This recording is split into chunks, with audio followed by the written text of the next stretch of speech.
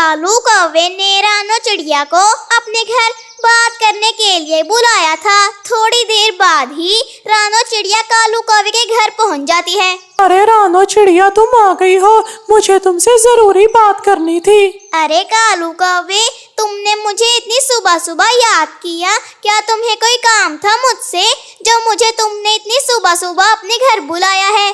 अरे रानो चिड़िया, मेरी उम्र काफी हो गई है, अब मुझे शादी कर लेनी चाहिए। क्या तुम मेरे लिए रिश्ता ढूंढ दोगी? क्योंकि अब मुझे शादी करनी है, मेरी उम्र काफी होती जा रही है, मुझे शादी करनी है रानो। तुमने क्या कहा कालू कौवे? तुम्हें शादी करने के लिए एक कवि चाहिए, पर मेरी बहन ने तुम्हें एक कवि ढूंढ कर तो दी थी, उसका क्या हुआ? अरे वो कवि भला कोई कवि थी?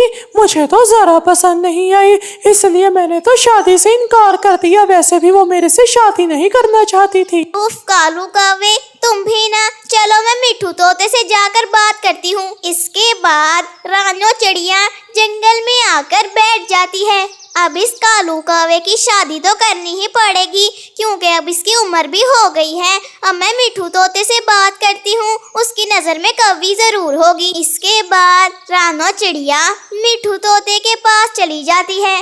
रानो चिड़िया मिठू तोते के घर का दरवाजा खटखटाती है। अरे रानो चिड़िया, तुम यहाँ?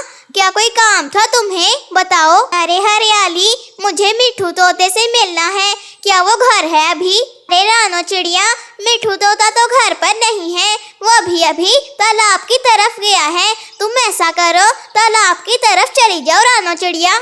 आपका बहुत बहुत शुक्रिया हरियाली तोती, मुझे बताने के लिए। इसके बाद रानो चिड़िया तालाब की तरफ चली जाती है। थोड़ी देर बाद ही रानो चिड़िया मिठू तोते के पास पहुंच जाती है। अरे मिठू तोते, मुझे तुमसे कालू कौवे के बारे में बात करनी है। अरे हाँ रानो चिड़िया, बोलो, क्या बात करनी है तुम्हें मुझसे?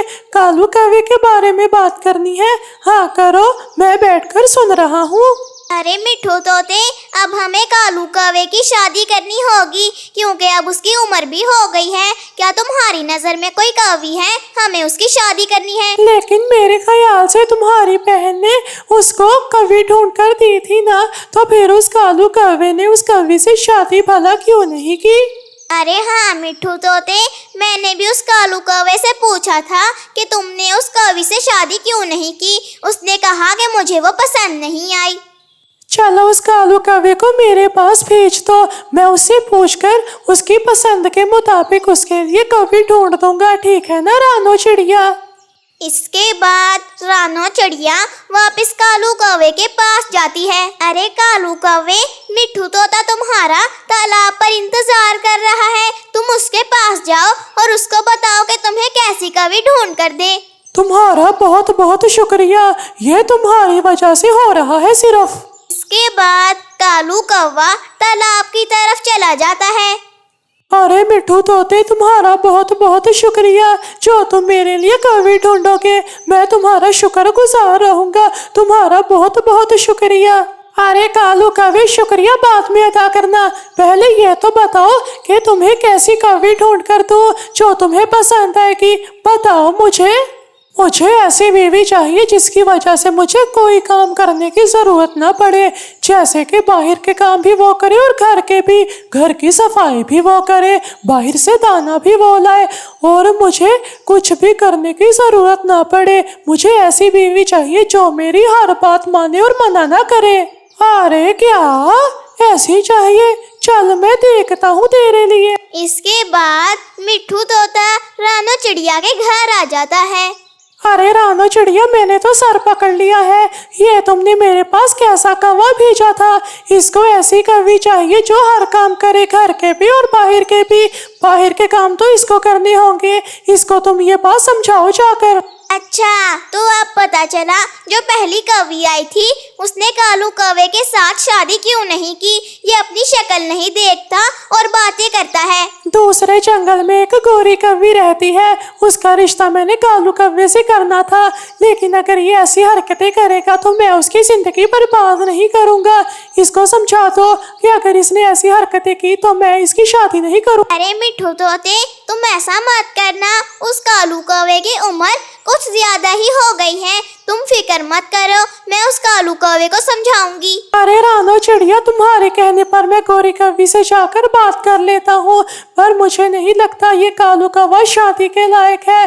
तुम ऐसा करो, इसे समझाने की कोशिश करो, अगर समझता है तो ठीक है, वरना मैं इसकी शादी गोरी कौवी से किसी भी सूरत में नहीं होने दूंगा। रानो चिड़िया। हाँ मिट्ठू तोते, तुम उस कवि के पास जाओ और उससे शादी के बारे में बात करो।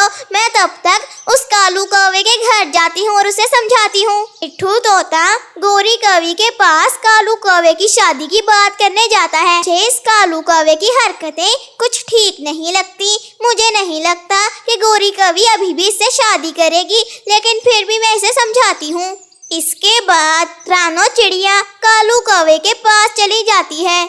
अरे रानो चिड़िया, तुम यहाँ? मेरी तो शादी है ना। हाँ बताओ, क्या बना मेरी शादी का? क्या लड़की मिली कोई? बताओ मुझे रानो। अरे कालू कौवे, तुम जरा मुझे कुछ बातें तो बताओ जो तुमने मिट्ठू तोते के साथ की थी। जरा मुझे तुम जल्दी से अपनी बातें बताओ जो तुमने मिट्ठू से की थी। अरे रानो चिड़िया, मैंने तो उस मिट्ठू तोते से बस ये कहा था कि मुझे ऐसी कवि चाहिए जो घर के और बाहर के सारे काम करे और मुझे कोई भी काम करने की जरूरत ही ना पड़े। क्यों, क्या हुआ?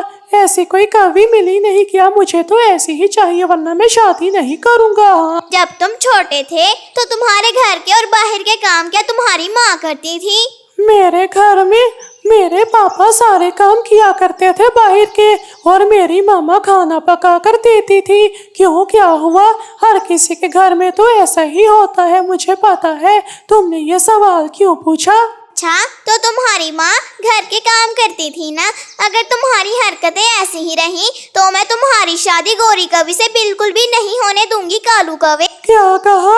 ऐसा नहीं होना चाहिए रानो चिड़िया, मैं सुधर जाऊंगा और ऐसी हरकतें नहीं करूंगा। बस मेरी शादी करवा दो, मेरी शादी की उम्र गुजरती जा रही है। मेरी शादी करवा दो। अगर तुम सब काम करोगे कालू कौवे तो मैं तुम्हारी शादी जरूर करवाऊंगी। रानो चिड़िया, मेरी शादी करवा दो, मेरी शादी करवा दो, मैं सुधर जाऊंगा। फिक्र मत करो, मैं आइंदा के बाद सारे बाहर के काम भी करूंगा। अरे कालू कौवे, चलो तुम रोना बंद करो। कल को तुम्हारी शादी है, तुम घर जाकर तैयारियां शुरू कर दो, क्योंकि तुम्हारी कल को शादी भी है। कालू कौवे की शादी गोरी कवि के साथ हो जाती है। तो दोस्तों, इस कहानी से हमें ये सीख मिलती है कि हमें अपना काम खुद ही करना चाहिए और दूसरों पर नहीं डालना चाहिए। अगर आपको वीडियो पसंद आई हो तो सब्सक्राइब और लाइक करना मत भूलें।